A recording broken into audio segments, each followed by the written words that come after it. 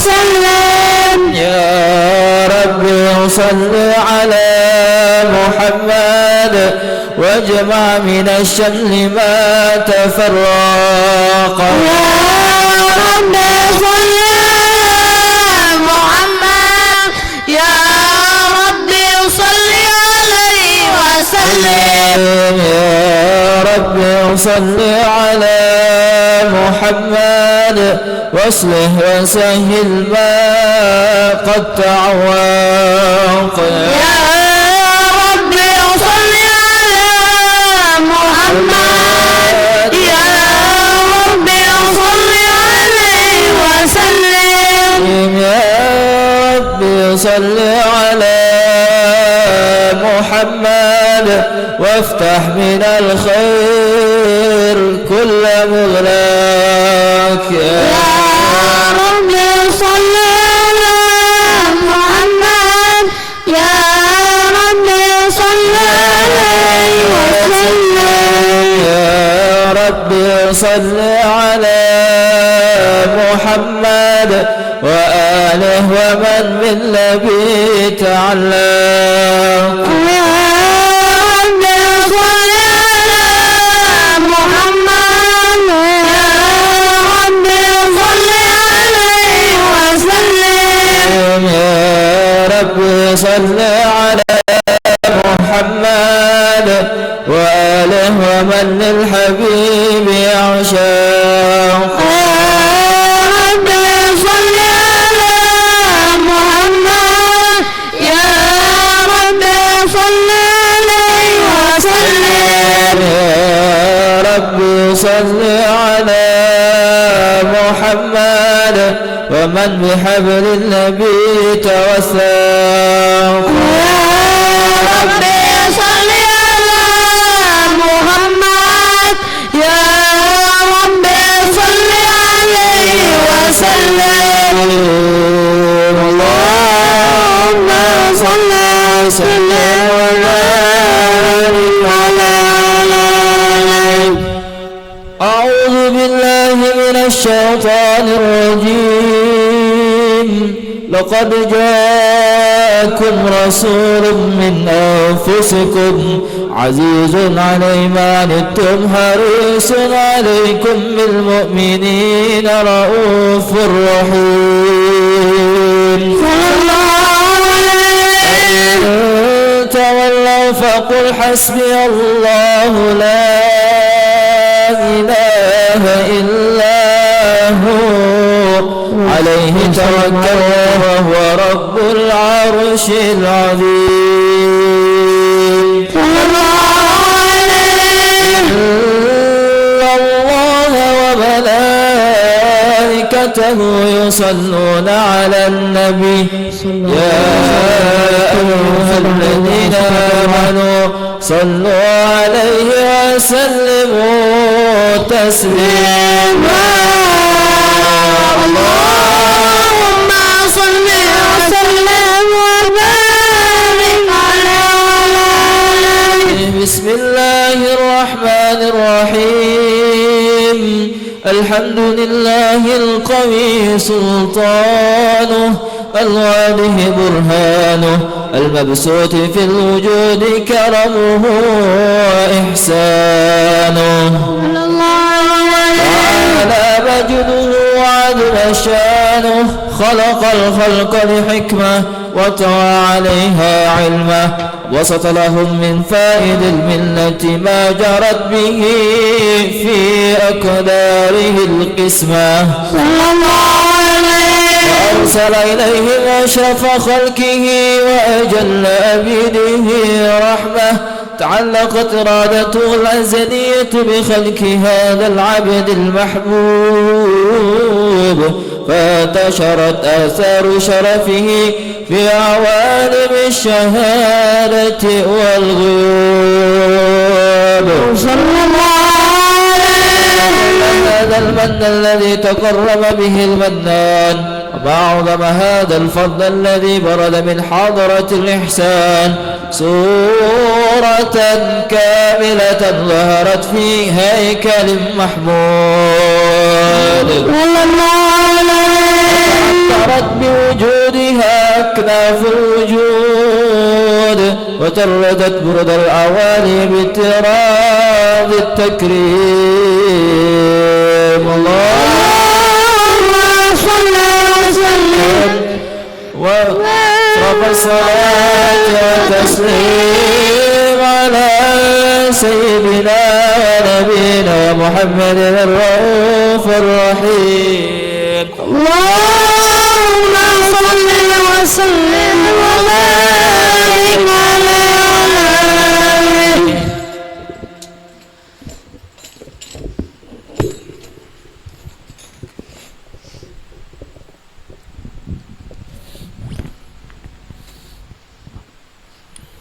اللهم صل وسلم وبارك عليه وعلى آله. تجلى الحق في عالم قدسه الواسع تجليا قضى بانتشاره فضله في القريب والشاسع. فله الحمد الذي لا تنحصر أفراده بتعداد ولا يمل تكراره بكثرة الترداد، حيث أبرز من عالم الإمكان صورة هذا الإنسان ليتشرف بوجوده الثقلان وتنتشر أسرده في الأكوان. فما من سر اتصل به قلب منيب إلا من سوابق فضل الله على هذا الحبيب صلى الله عليه وسلم. قلب سروره قد توالى بحبيب عم الأنام نوالا.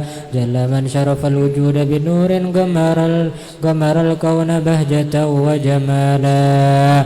قد ترقى في الحسن العلى مقامه وتناهى في مجده وتعالى. لاحظته العيون فيما ابتلته بشرا كاملا يزيح الضلالا، وهو من فوق علم ما قد رأته في رفعة في شؤونه وكمالا. وسبحان الذي أبرز من حضرة الامتنان ما يعجز عن وصفه اللسان ويحار في تعلق معانيه الجنان. انتشر منه في عالم البطون والظهور ما مرأى الوجود الخلقي نور. فتبارك الله من إله كريم بشرتنا آيته في الذكر الحكيم ببشارة. لقد جاءكم رسول من أنفسكم عزيز عليه ما عنتم حريص عليكم بالمؤمنين رؤوف رحيم صلى الله عليه وسلم. هذه البشارة وتلقاها بقلب سليم فقد هدي إلى صراط مستقيم.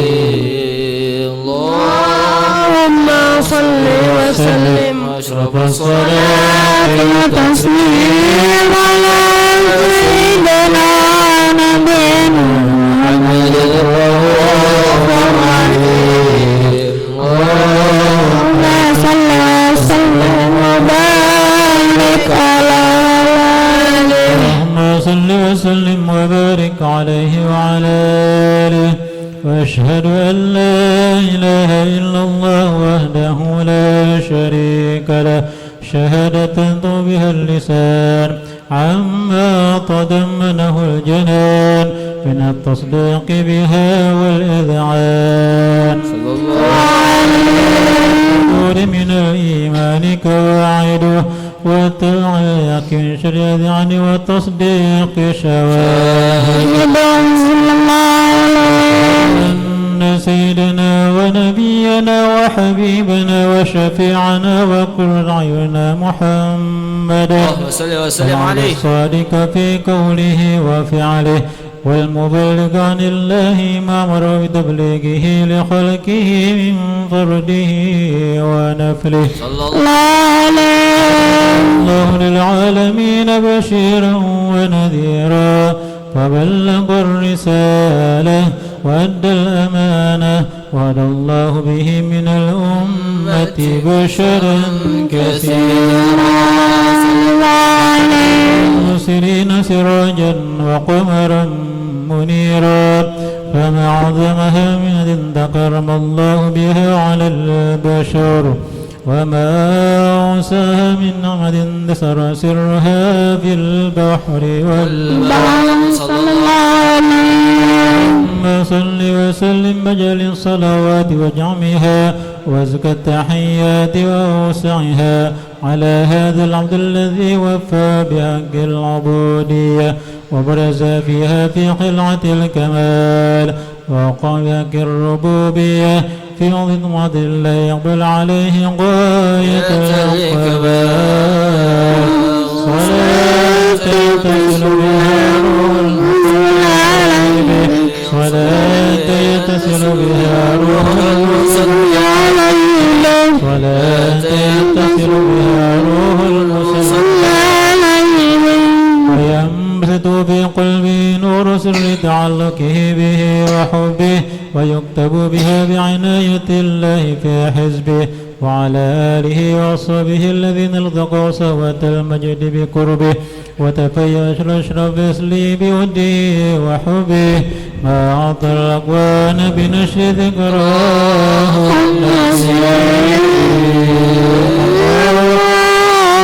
صل وسلم أشرف الصلاة والتسليم على سيدنا ونبينا محمد رؤوف رحيم اللهم صل وسلم وبارك عليه وعلى آله اللهم صل وسلم على سيدنا محمد اللهم صل وسلم عليه سيدنا محمد اللهم صل وسلم عليه ربي خلق طه من نور في احترام ربي خلق طه من نور في احترام ربي خلق طه من نور في احترام مدى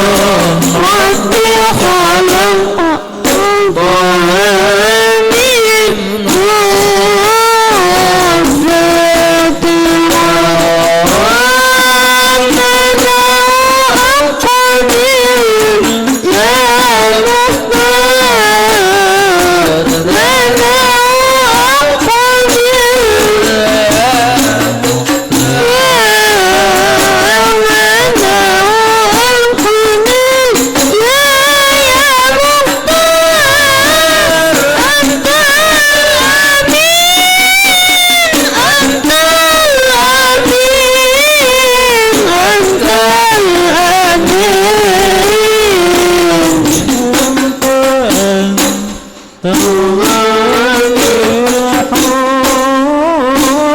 يوم الزحام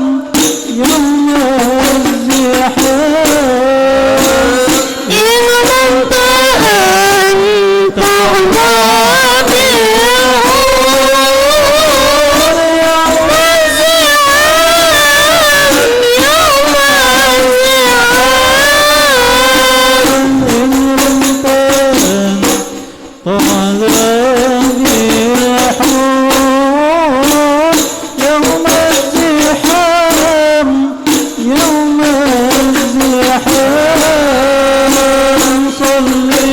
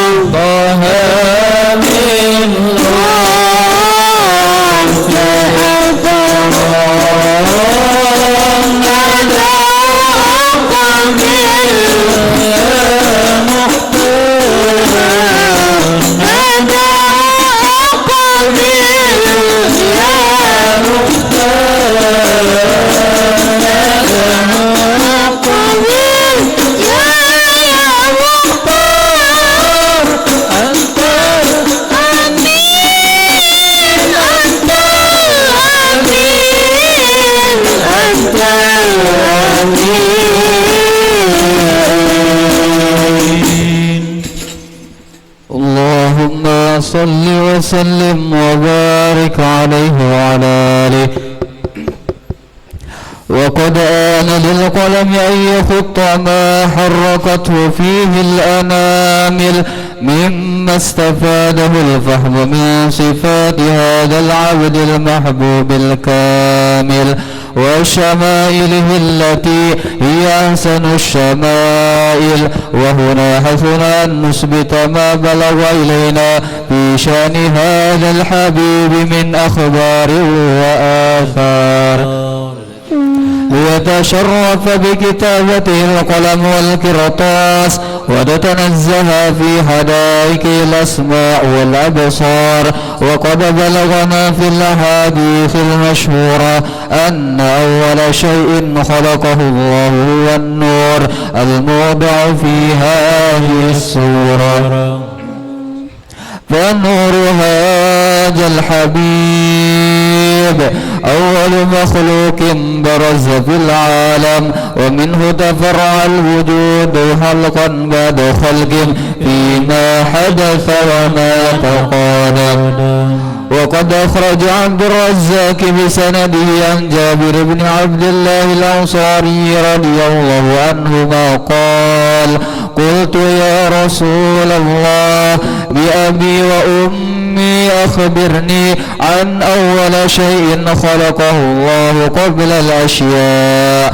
قال: يا جابر إن الله خلق قبل الأشياء نور نبيك محمد صلى الله عليه وسلم من نوره صلى الله عليه. وقد ورد من حديث أبي هريرة رضي الله عنه أنه قال: قال رسول الله صلى الله عليه وسلم: كنت أول النبيين في الخلق وآخرهم بالبعث صلى الله عليه وقد تعددت الروايات بأنه أول الخلق وجودا وأشرفهم مولودا ولما كانت السعادة الأبدية لها ملاحظة خفية اختصت ما شاءت من البرية بكمال الخصوصية فاستودعت هذا النور المبين أصلاب وبطون من شرفته من العالمين فتنقل هذا النور من صلب آدم ونوح وإبراهيم حتى وصلت يد العلم القديم إلى من خصصته بالتكريم أبيه الكريم عبد الله بن عبد المطلب ذي القدر العظيم وأمه التي هي في المخاوف آمنة السيدة الكريمة آمنة فتلقاه صلب عبد الله فألقاه إلى بطنها فضمت وأشارها بمعونة الله محافظة على حق هذه الدرة وصونها صلى الله عليه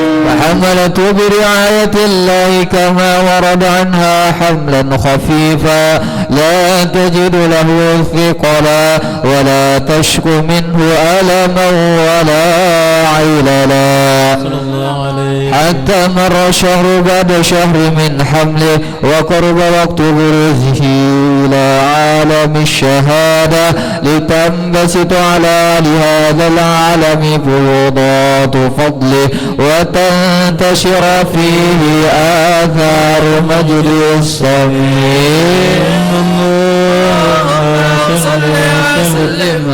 الصلاة والتسليم على سيدنا ونبينا محمد الرؤوف الرحيم اللهم صل وسلم وبارك عليه وعلى آله اللهم صل وسلم وبارك عليه وعلى آله ومنذ علقت به هذه الدرة المكنونة والجوهرة المصونة والكون كله يصبح ويمسي في سرور وابتهاج الله عليه بقرب نور إشراك هذا السراج والعيون متشوفة إلى بروزه متشوفة إلى التقاط جواهر كنوزه وكل دابة لقريش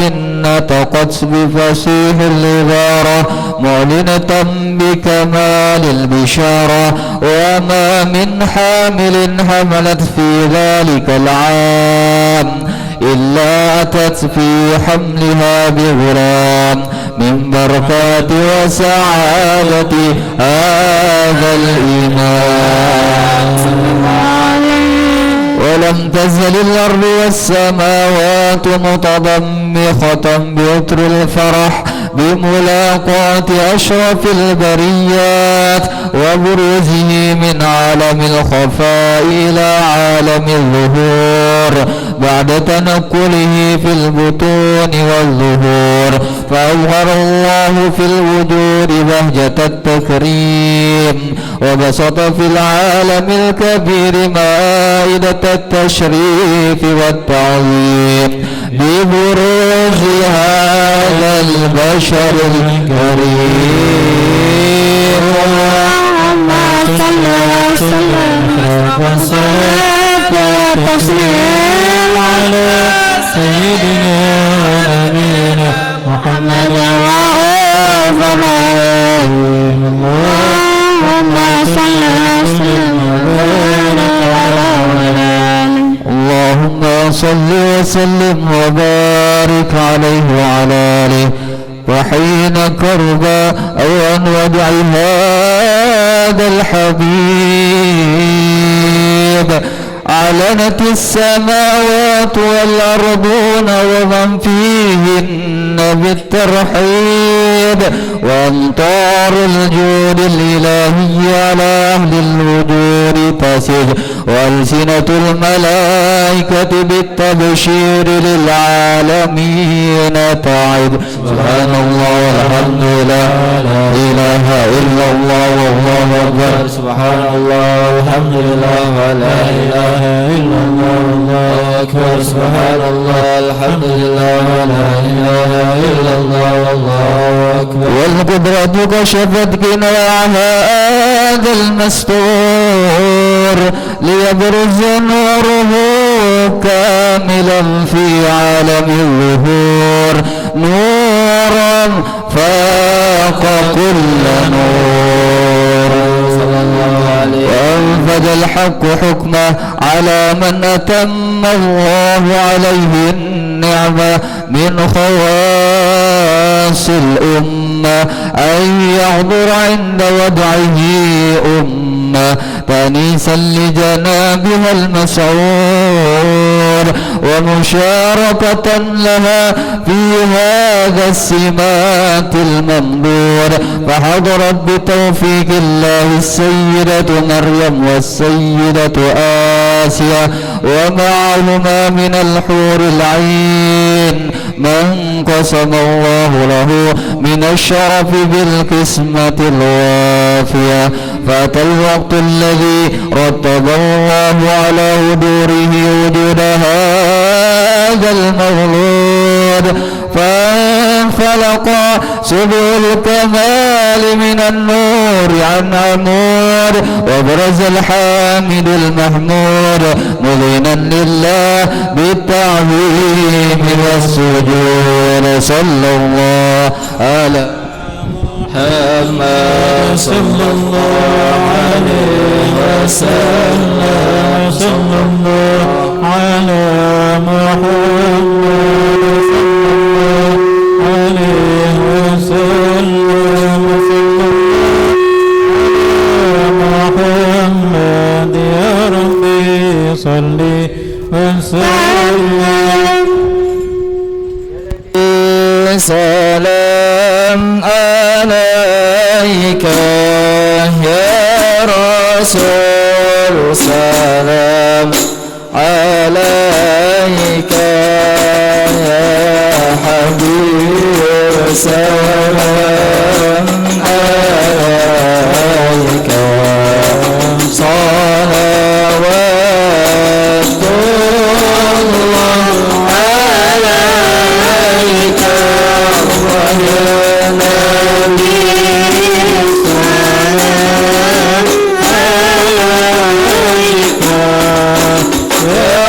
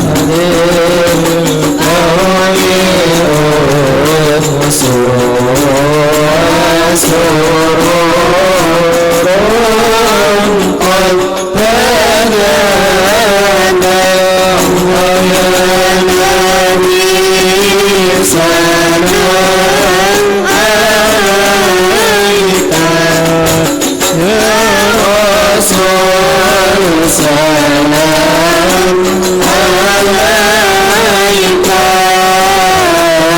يا حبيب سلام عليك عليك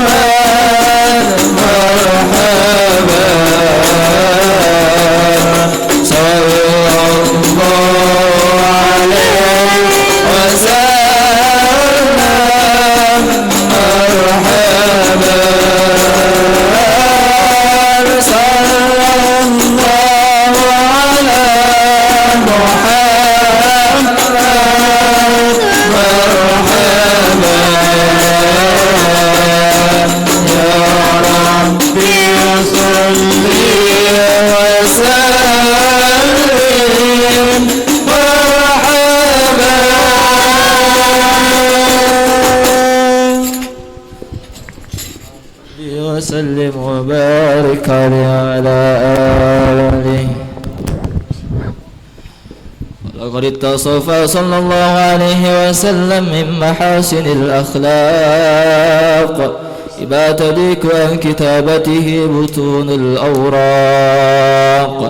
كان حبيبنا صلى الله عليه وسلم أحسن الناس خلقا وخلقا، أولهم إلى مكارم الأخلاق سبقا، وأوسعهم بالمؤمنين حلما ورفقا.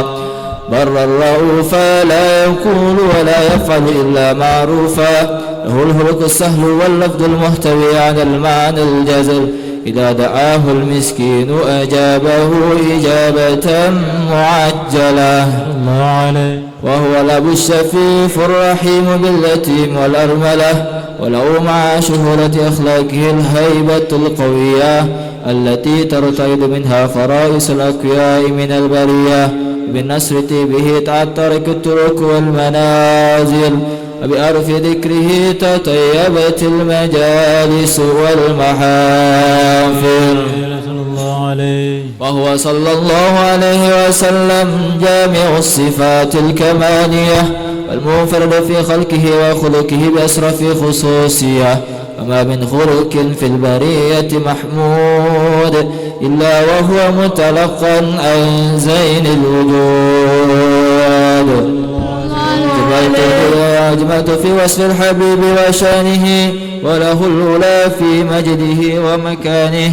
أوصاف قد تعالى مجدها أخذت على نجم السهاب إنانه صلى الله عليه. وقد انبسط القلم في تدوين ما أفاده من وقائع مولد النبي الكريم، وحكاية ما أكرم الله به هذا العبد المكرم من التكريم والتعظيم والخلق العظيم. فحسن مني أن أمسك إنة الأقلام في هذا المقام، وأقرأ السلام على سيد الأنام. السلام عليك أيها النبي ورحمة الله وبركاته. السلام عليك أيها النبي ورحمة الله وبركاته. السلام عليك أيها النبي ورحمة الله وبركاته. وبذلك يحسن الختم كما يحسن التقديم، عليه أفضل الصلاة والتسليم. اللهم صل وسلم أشرف صلاة وتسليم على سيدنا محمد الرحيم. اللهم صل وسلم وبارك عليه وعلى آله. ربي فارفعني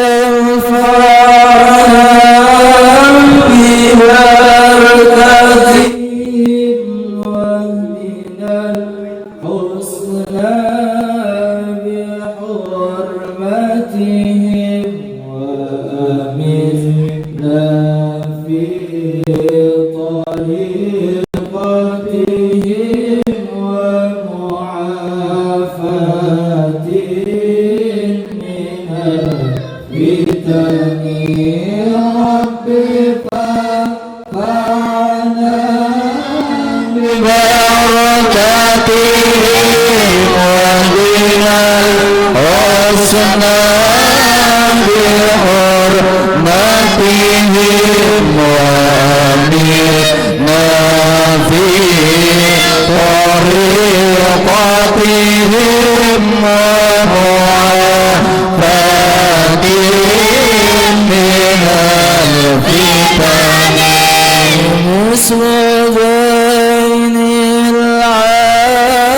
العابدين علي وابنه البقير خير علي، والإمام الصادق الحفيد وعلي ذي اليقين. ربي فانفعنا ببركاتهم واهدنا الحسنى بحرمتهم، وآمنا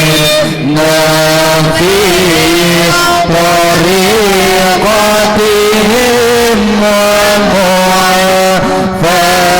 ومعافاتهم من الفتن فهم القوم الذين هدوا بفضل الله قد سعدوا ولغير الله ما قصدوا ومع القرآن في قلبي فانفعنا ببركته ودنا الحسنى بحرمته وأمرنا بطريقته ومعافاتهم من الفتن أهل بيت المصطفى طهورهم أمان الأرض فأكيد شبهوا بأنهم ظهوري مثل ما قد جاء في السنن رب فانفعنا ببركته ومن الحسنى بحرمتهم وأمرنا في طريقتهم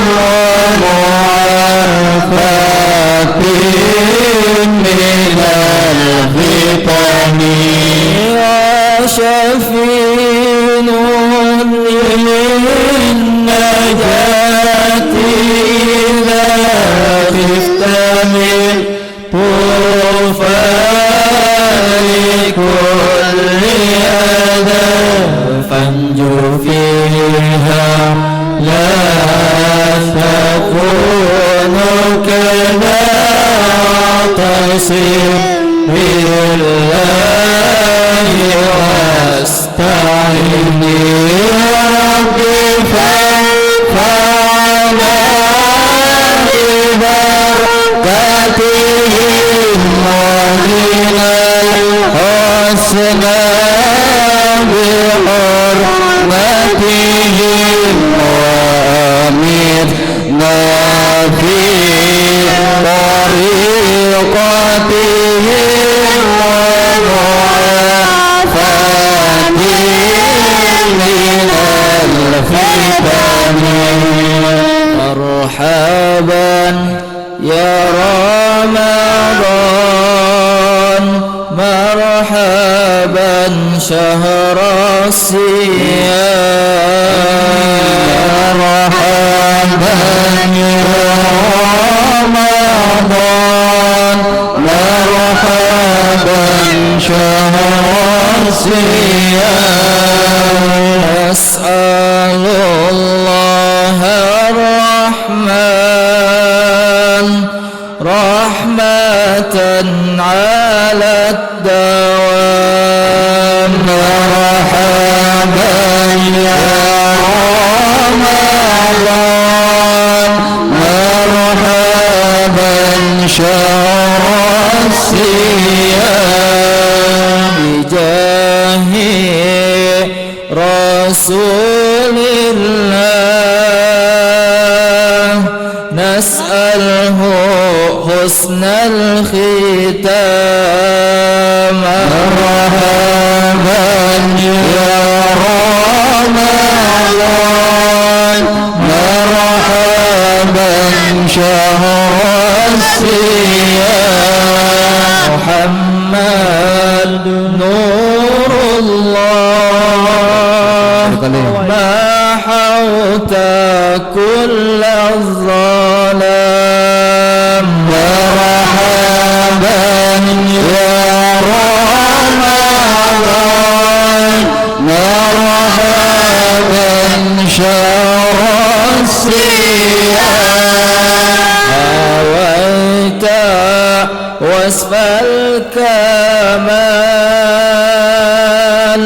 أجمعنا لا يرام مرحبا يا رمضان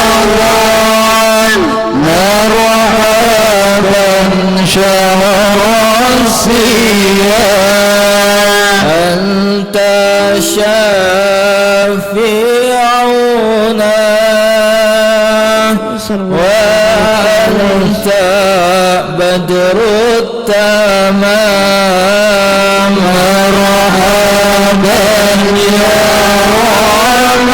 رمضان مرحبا شهر الصيام عليك صلاة الله وسلامه التمام مرحبا يا رمضان مرحبا شهر الصيام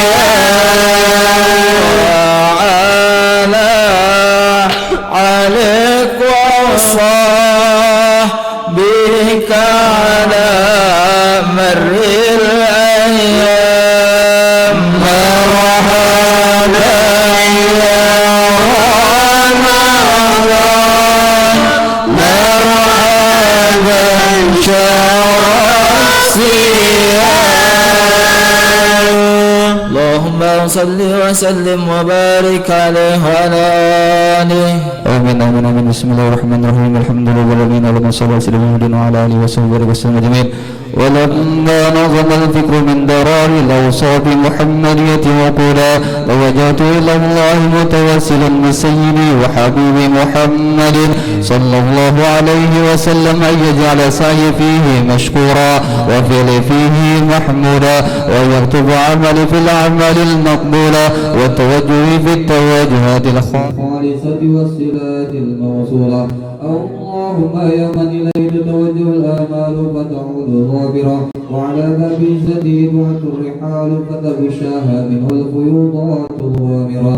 نتوجه إليك بأشرف الوسائل لديك سيد المرسلين عبدك الصادق الأمين سيدنا محمد الذي عمت رسالته العالمين أن تصلي وتسلم على تلك الذات الكاملة مستودع أمانتك وحافظ سرك وحامل راية دعوتك الشاملة النبي الأكبر المحبوب لك والمحسس بشرف الأكفر في كل موطن من مواطن القرب ومظهر قاسم إمدادك في عبادك وساكك إرشادك لأهل ودارك سيد الكونين وأشرف الثقلين العبد المحبوب الخالص المحسوس منك بأجل الخصائص.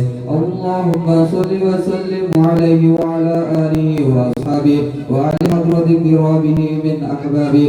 اللهم إنا نقدم إليك جاه هذا النبي الكريم ونتوسل إليك بشرف مقامه العظيم أن تلاحظنا في حركتنا وسكناتنا بعين عنايتك وأن تحفظنا في جميع أحوالنا وتقلباتنا بجميل رعايتك وحسين وقايتك وأن تبلغنا من شرف القرب إليك وإلى هذا الحبيب غاية آمالنا وتتقبل منا ما تحرمنا فيه من نياتنا وأعمالنا وتجعلنا في حضرة هذا الحبيب من الحاضرين وفي الطريق اتباعه من السالكين ولحقك وحقه من المعدين ولأهلك من الحافظين. اللهم إن لنا أطمعا في رحمتك الخاصة فلا تحرمنا وذنونا جميلة هي واسلتنا إليك فلا تخيبنا.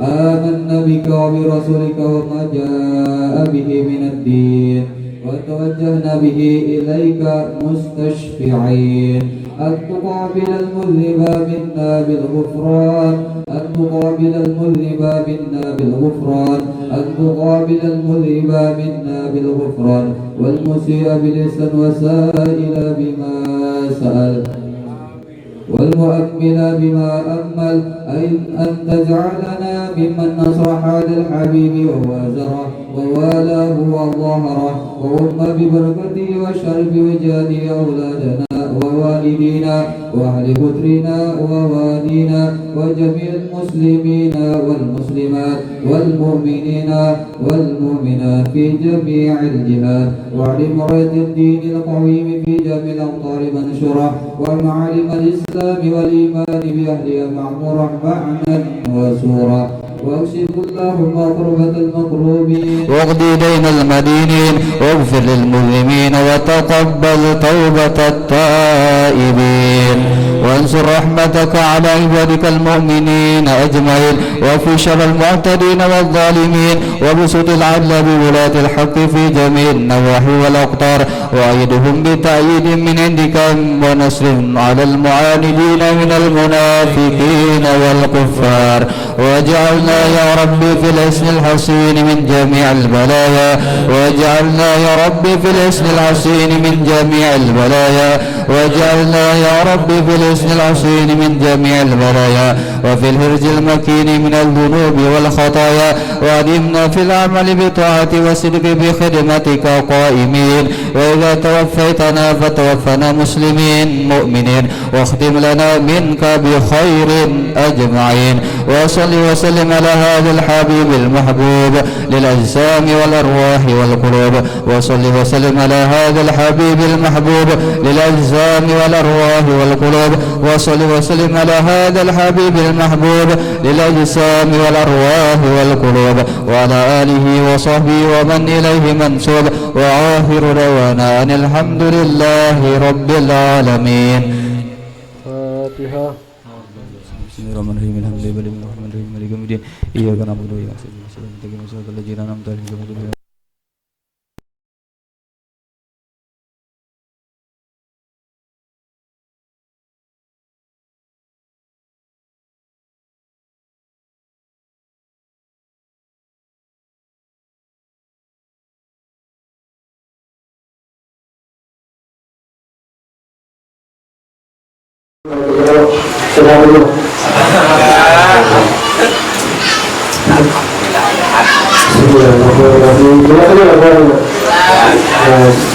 Bismillahirrahmanirrahim. Assalamualaikum warahmatullahi wabarakatuh.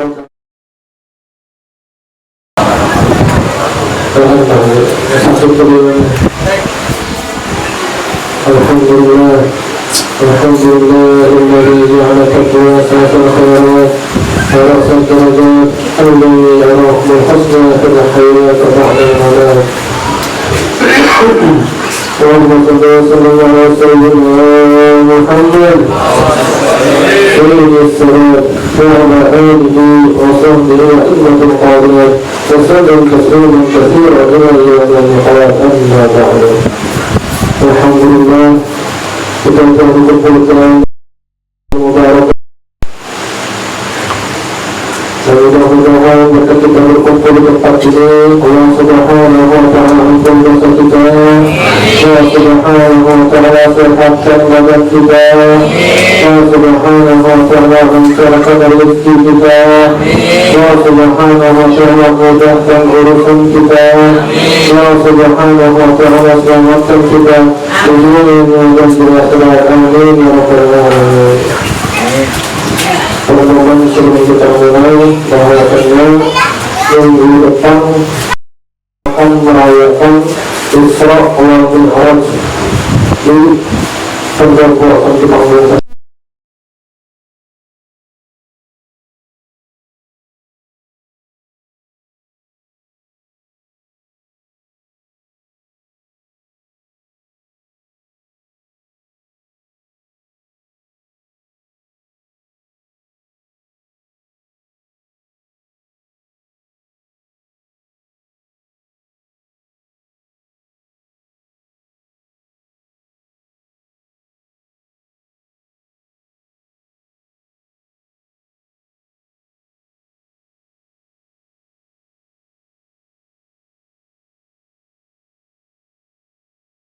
wal mi'raj.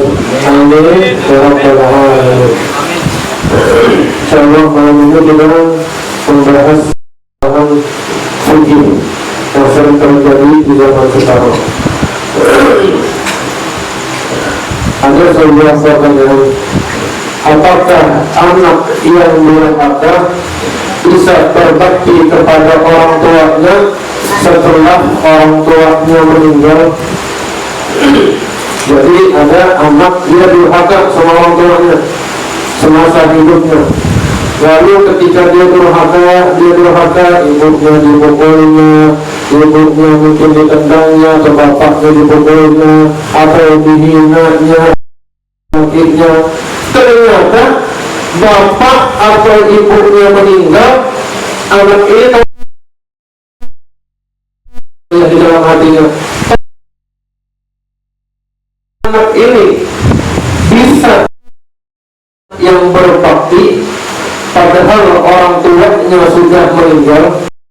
Nah itu tidak ada beristilah binawal usrah halaman 23 di sana, wayal zamul afi idza mata walidahu ayyuhu wa yastaghfiru.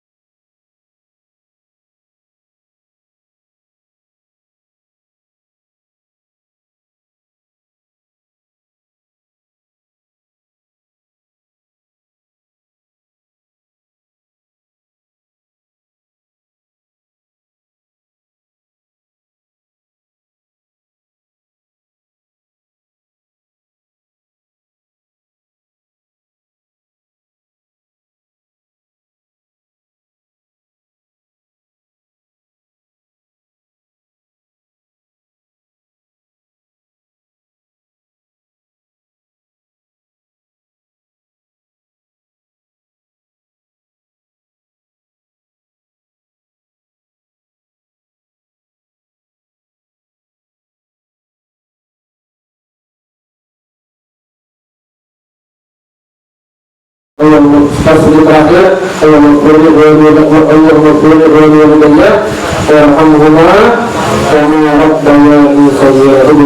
di dalam sujud terakhir jangan pernah lepas hatta yaktubahullahu naran, sampai itu menuliskan untuk dia sebagai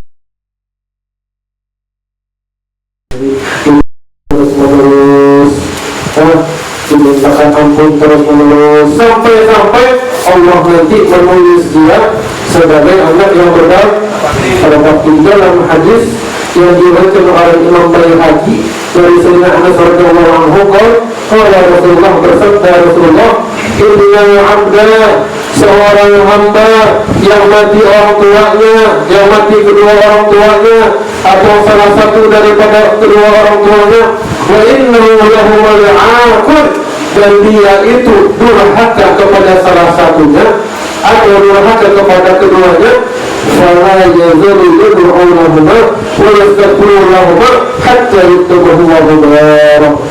Yang mana anak itu terus mendoakan orang tuanya, memintakan ampun terus untuk kedua orang tuanya, hatta yuktabahu barah, sampai Allah menuliskan untuk dia anak yang berbakti.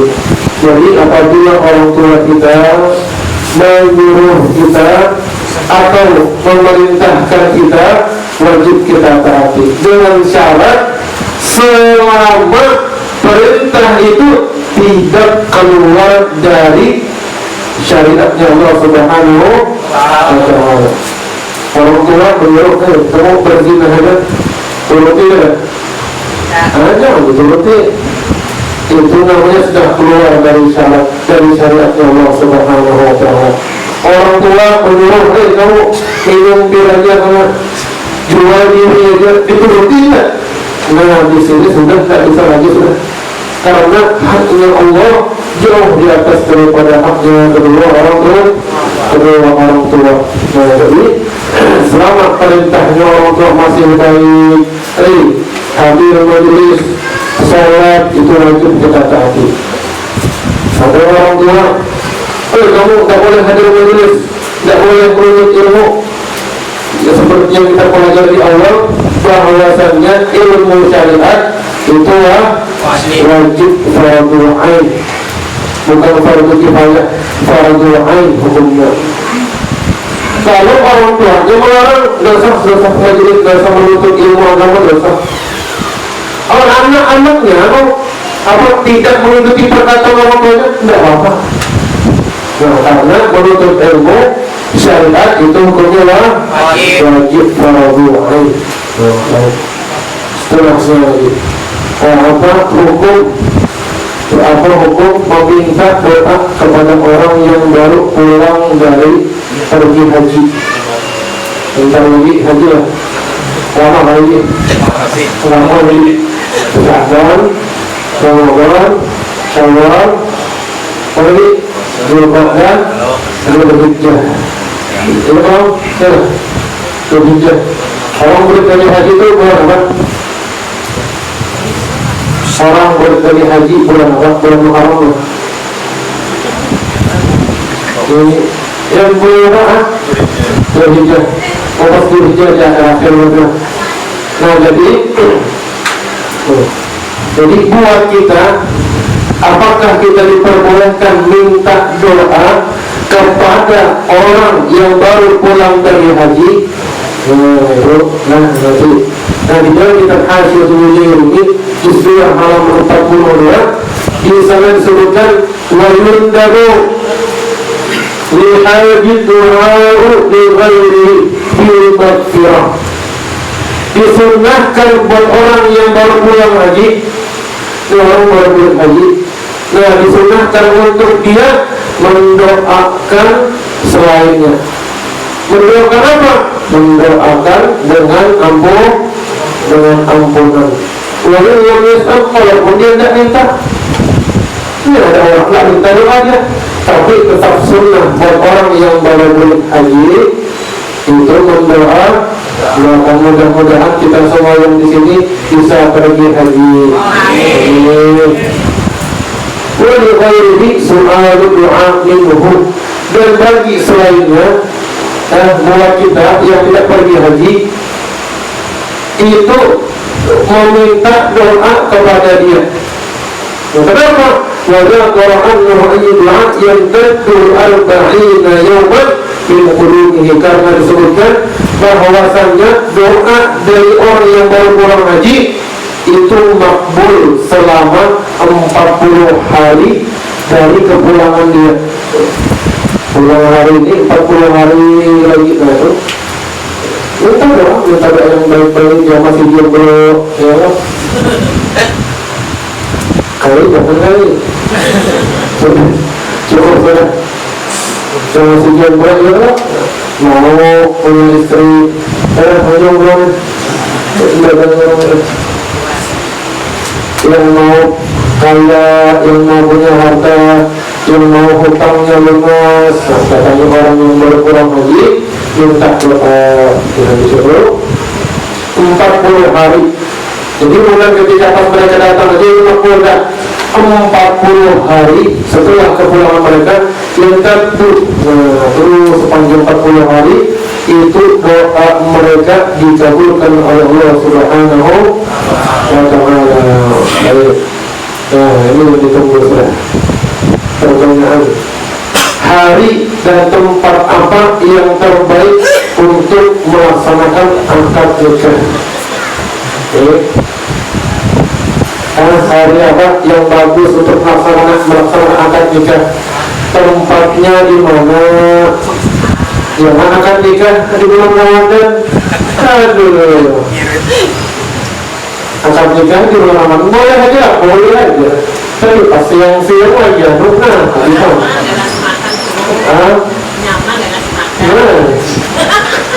Puasa siang-siang betul-betul itu. Nah, kapan waktunya yang bagus untuk nikahan dan tempatnya di mana untuk melakukan akad nikah? Ini akad nikah bukan resepsi, akad nikah. Yang itu lah yang menerima nikahnya, akad nikahan. Kalau resepsi itu yang ada ramai itu beda. Nah, tadi di dalam kitab Tuhfatul Muhtaj Juz halaman 216 bisa disebutkan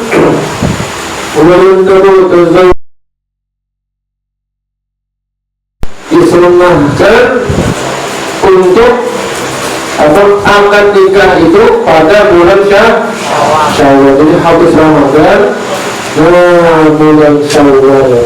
Ini bulan Syawal itu bebas itu mau subuh mau pagi siang malam gas saja untuk menyalakan tur. Sekarang aja. Tapi bulan Ramadan, subuh habis orang aja bisa. Bisa itu betul-betul. Nah, jadi pertama pada bulan Syawal harinya dan juga berkumpulnya sama itu bahasa sama-sama. Jadi berkumpulnya juga pada bulan Syawal. Jadi akad nikah pada bulan Syawal, berkumpulnya pada bulan Syawal. Baik. Harinya hari apa? Harinya hari Jumat. Jadi bulan Syawal hari Jumat. Baik. Jumat pagi ke Jumat siang. Nah, di sini Jumat pagi. Cuma kalau seandainya diharapkan habis salat Jumat, itu kalau kita mengadakan akad habis salat Jumat ternyata yang hadir banyak. Nah, maka itu lebih baik. Tapi kalau sama aja yang sesudah Jumat sama yang pagi Jumat sama aja, nah maka pagi Jumat lebih afdal. Tapi kalau sesudah Jumat diharapkan yang hadir akadnya lebih banyak, nah maka di situ sesudah Jumat lebih afdal. Jadi bulan Syawal ini nanti jangan kena kawin. Sesudah ini tadi bulan Syawal, dan kita berdua satu kalau lagi. Jadi bulan Syawal hari Jumat, pagi Jumat atau siang Jumat, apabila diharapkan banyaknya berkumpul manusia setelah salat Jumat. Baik. Sudah kita tinggalkan kitab An-Nawawi Rasul.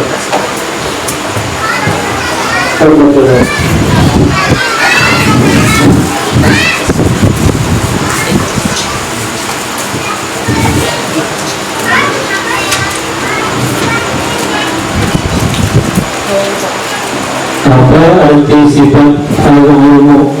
Sebutkan dulunya. Dan apa orang sifatnya? Jawab. Sifat al-ilmu artinya adalah mengetahui, yaitu sifat yang ada sejak dahulu tanpa ada permulaan dan melekat pada Allah Subhanahu wa Ta'ala. Dan dengan sifat tersebut Allah mengetahui segala sesuatu. Judulnya Innallaha bikulli syai'in alim. Sesungguhnya Allah Maha mengetahui segala sesuatu. Alhamdulillah. Adapun lawan sifatnya al-ilmu adalah jahlun, yang artinya tidak tahu. Bismillahirrahmanirrahim. Nomor 16 halaman 16 pasalnya. Apa arti sifat al-ilmu? Jadi Allah Subhanahu wa Ta'ala punya sifat wajib namanya al-ilmu. Sebutkan dalilnya. Mana dalilnya? Kalau maksudnya Allah Subhanahu wa Ta'ala memiliki sifat namanya sifat al-ilmu. Dan apa lawanan sifatnya? Mustahilnya apa? Nah, sifat mustahilnya Allah Subhanahu wa ta'ala, lawanan sifat al-ilmu itu apa? Jawabannya sifat al-ilmu artinya adalah mengetahui, yaitu sifat yang ada sejak dahulu tanpa ada permulaan dan melekat pada zat Allah Subhanahu wa ta'ala. Yang dengan sifat tersebut Allah Subhanahu wa ta'ala mengetahui segala sesuatu. Sifat al-ilmu artinya adalah mengetahui. Apa maksudnya? Yaitu sifat yang ada sejak dahulu tanpa ada permulaan. Jadi sifatnya Allah Subhanahu wa ta'ala, sifat mengetahuinya Allah itu ada tanpa permulaan dan ada tanpa akhir. Jadi sifat ilmu ada tanpa permulaan dan ada tanpa akhir, yaitu kekal. Sifat ilmunya Allah Subhanahu wa ta'ala. Dan juga sifat ilmu Allah itu melekat pada zatnya Allah Subhanahu wa ta'ala. Jadi ada terus-menerus melekat pada zatnya Allah Subhanahu wa ta'ala. Beda kayak kita ini kadang-kadang kada ingat lagi sudah menyerah. Nah itu apa yang belajar ada ditulis. Nah sudah itu sampai rumah masuk telinga kanan, keluar lagi keluar telinga kiri. Nah itu ada ditulis. Yang dengan sifat tersebut, dengan tahu itu Allah Subhanahu wa ta'ala mengetahui segala sesuatu. Segala sesuatu yang ada di muka bumi ini, mau di planet manapun, Allah Subhanahu wa ta'ala tahu. Dan dalam kitab 7 Al-Qur'an halaman 7, fahuwa ta'ala bijami'i alim bijami'i ma'lumat wa hitu bijami'i ma yajri tahta tukhudil ardh. Yaitu Allah Subhanahu wa ta'ala mengetahui segala sesuatu yang ada di muka bumi ataupun yang ada di atas langit. Dan juga di sana disebutkan bahwasanya Allah Subhanahu wa ta'ala fa'ya'lamu Subhanahu wa ta'ala ma la nihaya lahu tafsilan. Jadi Allah Subhanahu wa ta'ala itu mengetahui sesuatu secara terperinci. Allah tahu dalam diri kita secara terperinci. Kita tahu lah. Nah pertanyaannya, kita punya badan kita loh, tapi kita mengetahui lah apa yang ada di dalam tubuh kita. Nah itu lemahnya kita. Tubuh kita yang memakainya setiap hari, tapi kita tahu lah apa yang ada di dalam tubuh kita. Nah itu darah kita kada tahu, jantung kita berdetak kada tahu berapa cepatnya. Kalau belum lagi perut kita ini lambung kita ini nikmat yang luar biasa. Coba lihat di blender, dimasukkan bawang, lombok yang sama blendernya, bagus juga. Coba kita habis makan, adalah suara di dalam perut. Nggak ada loh, makanya habis makan teh enaknya itu. Sudah, harus makan juga. Sudah, saking nyamannya, saking canggihnya teknologi di dalam perut kita. Masuk makan harusnya begini, saking nyamannya perutnya sudah ada kipas angin lagi.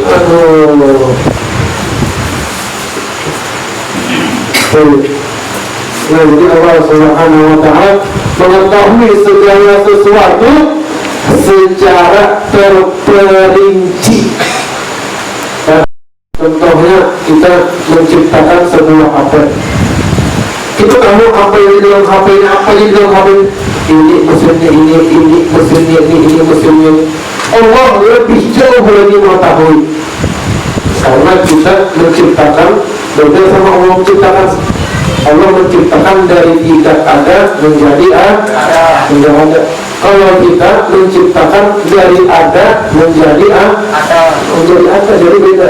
Kita yang Allah Subhanahu wa Ta'ala tidak menciptakan. Allah Subhanahu wa Ta'ala mengetahui segala sesuatu pada azali dan tidaklah sebelumnya. Jadi Allah Subhanahu wa Ta'ala itu mengetahui segala sesuatu yang ada di muka bumi ini, yang ada di atas langit, di bawah bumi.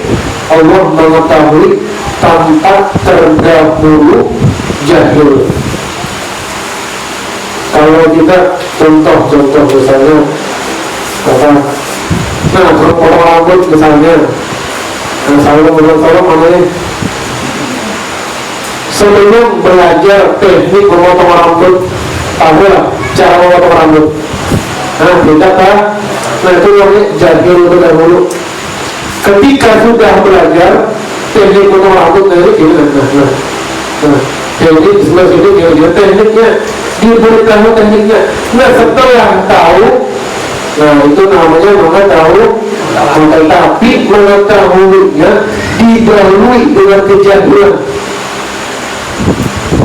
Beda dengan Allah Subhanahu wa Ta'ala mengetahui segala sesuatu tanpa didahului kejahilan. Jadi Allah Subhanahu wa Ta'ala mengetahui segala sesuatu secara sempurna dan secara terperinci. Jadi jangan coba-coba menyembunyikan sesuatu di dalam hati. Ya Allah, pada tahun ya Allah sampai ini kita tidak bisa. Apalagi ada namanya perkataan yang sesat. Salah satunya ada orang mengatakan membuka aurat tapi hatinya baik lebih baik daripada menutup aurat tapi hatinya busuk. Itu perkataan setan itu. Sejak kapan kita tahu ada di dalam hati seseorang ada air mata? Hati itu urusan Allah Subhanahu wa Ta'ala. Syariat cuma memberikan obat hati. Nah ini begini. Kalau kamu begini, nanti kamu begini. Nah itu syariat memberikan obat hati. Sedangkan menutup aurat itu hukumnya wajib. Menutup aurat hukumnya wajib. Masalah hati, masalah dia dengan Allah Subhanahu wa Ta'ala, jadi itu tidak ada kaitannya sebenarnya, cuma dicatatkan. Jadi perkataan itu didengar sebentar seakan-akan perkataan itu benar, tapi kalau kita teliti lebih jauh lagi, perkataan itu sesat dan menyesatkan, lebih bahaya. Jadi menutup aurat itu wajib dan memperbaiki hati itu hukumnya wajib. Nah, jadi ada hubungan dengan perkataan tadi. Dalilnya mana? Dalilnya innallaha bikulli syai'in alim.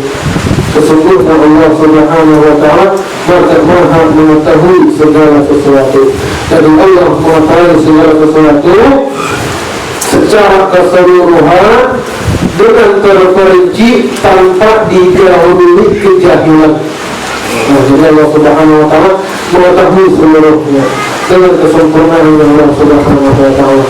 Adapun lawan sifat al-ilmu, lawan sifatnya adalah jahlun, yaitu artinya tidak tahu.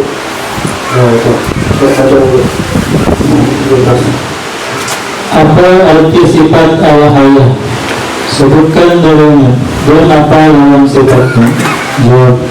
Sifat al-hayah artinya adalah hidup, yaitu sifat yang ada sejak dahulu tanpa ada permulaan serta melekat pada zat Allah Subhanahu wa Ta'ala.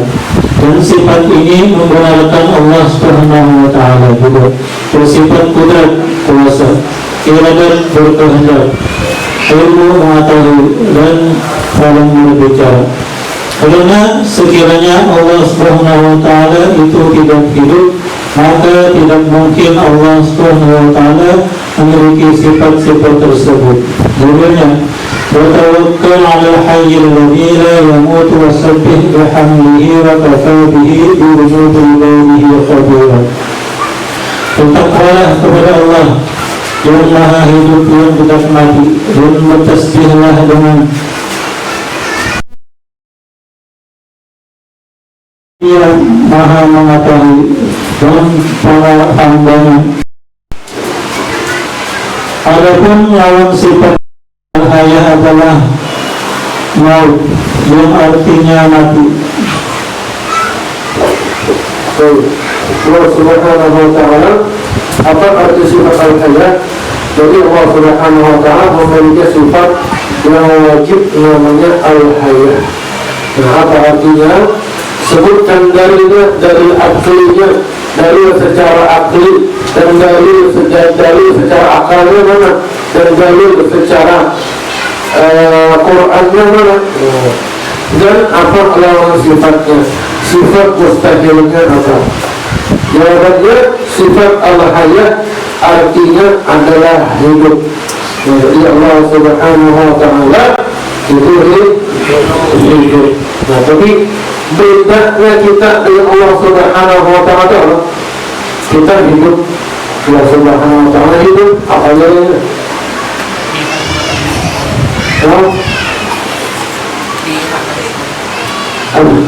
Dia paling mengetahui semuanya. Allah SWT. Jadi dalam kitab Tuhfatul Murid halaman 129 disebutkan hayatullah ibadatihi laisa biruh wa hayatuna laisa ibadatihi bal ishabahu. Nah, jadi hidupnya Allah Subhanahu wa ta'ala dari hidupnya Allah dengan kita itu berbeda. Bedanya dari segi mana? Allah hidup dengan zatnya.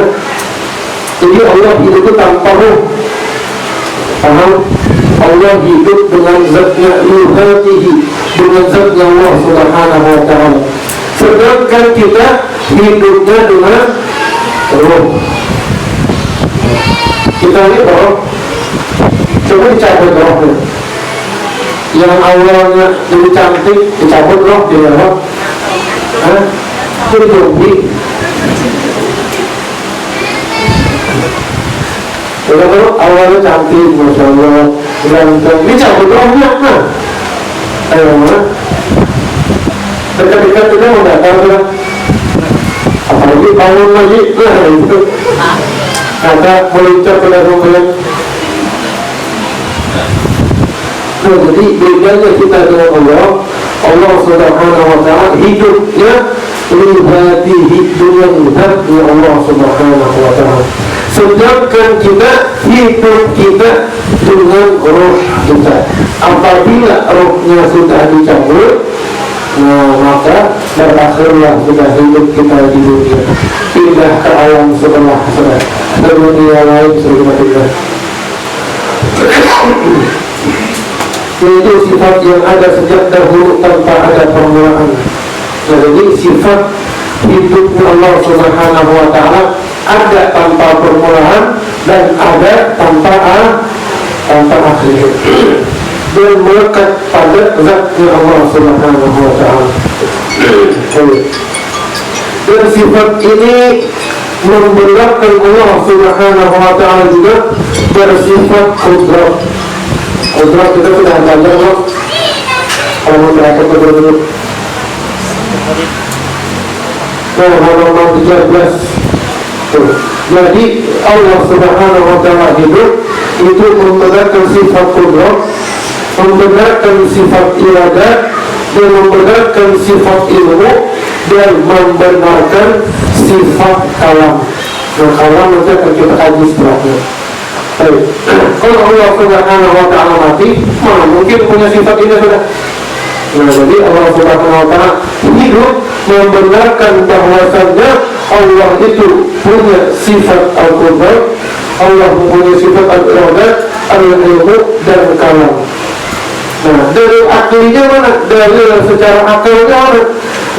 Dalil secara akalnya karena sekiranya Allah Subhanahu wa ta'ala itu tidak hidup, maka tidak mungkin Allah memiliki sifat-sifat tersebut.